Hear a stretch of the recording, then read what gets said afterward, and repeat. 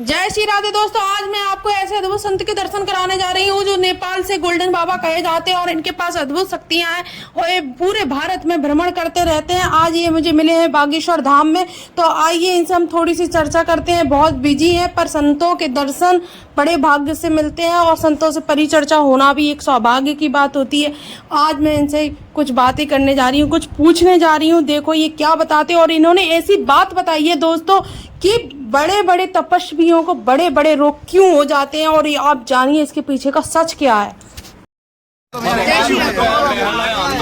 महाराज जी नेपाल से हैं आप? जय सिया राम। संत महात्मा पूरे विश्व के होते हैं, एक जगह के नहीं है। अच्छा, ठीक है। तो संत समाज जो सनातन धर्म से है, सब संसार के लिए है।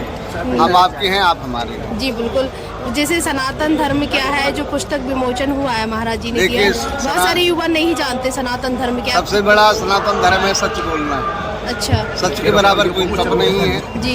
भगवान ने कहा है कि शक्ति जब आएगी, ऊर्जा आपके अंदर जब आएगी जब आपके अंदर से अंदर और बाहर एक ही चीज रहेगी जी। जब भगवान को आप सच्चे मन से हृदय से स्वीकार करोगे, संसार को भी संसार परमात्मा स्वरूप मानोगे, ये सत्य को स्वीकार करोगे, वही सनातन है। महाराज जी मेरा एक प्रश्न है, हमारे धर्म में 33 कोटि देवी देवता है और बोलते परमात्मा एक है, फिर देवताओं में और परमात्माओं में अंतर क्या है? भागवत में लिखा है, भगवान नारायण ने जब करवट बदली तो उनका मन हुआ कि मैं लीला करूं।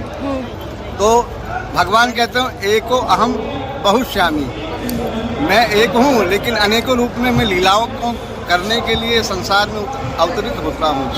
तो हमारे तो नारायण अनेकों रूप में है। जिस रूप में आप पूज लो, दुर्गा रूप में पूज लो, शंकर जी के रूप में पूज लो, जिस रूप में भी पूजो, नारायण आपको कृपा ही देंगे। स्त्री पूजनीय है, बहुत सारे लोग बोलते हैं स्त्री पूजनीय, तो फिर स्त्री से जब साध्वी है तो उनके पैर छूते हैं, तो फिर एक स्त्री साधु पुरुष के पैर क्यों नहीं छूती? ऐसा है कि देखो, जीवन में स्त्री और पुरुष का भेद संसार वालों को होता है, लेकिन हम लोग चाहते हैं कि मातृशक्ति मृत्युलोक में पूजनीय है। हमारी माताएं हैं, उनसे ही हमारा उद्धार हुआ है, तो हम मातृशक्ति को पूजनीय मानते हैं, इसलिए उनको पैर नहीं छुआते, क्योंकि स्वयं जगदम्बा का रूप होते हैं। और फिर एक तरफ से वेदों में ये भी कहा गया स्त्री नरक का द्वार है, तो वो किस लिए कहा गया? नरक का द्वार नहीं है। नरक का द्वार होता तो हम लोग साधु कैसे बनते, हम लोग कैसे आते? तो हम तो मातृशक्ति को मानते हैं। धरती को भी माँ के रूप में माना जाता है, जो सबको सहन कर रही है। ऐसे ही मातृशक्ति भी जितना स्त्री सहनशीलता में आगे होती है, उतना पुरुष नहीं होता है। जी, जय श्री राधे। बहुत सुंदर महाराज जी। और युवाओं के लिए क्या संदेश देना चाहिए? युवाओं के लिए संदेश यही है कि भैया इस कलिकाल में अगर कलयुग की बुद्धि से बचना है तो राम नाम में और हनुमान जी में लग जाओ, तो कल्याण नहीं। कलयुग की बुद्धि के कारण आपको अनेकों दुखों का सामना करना पड़ेगा।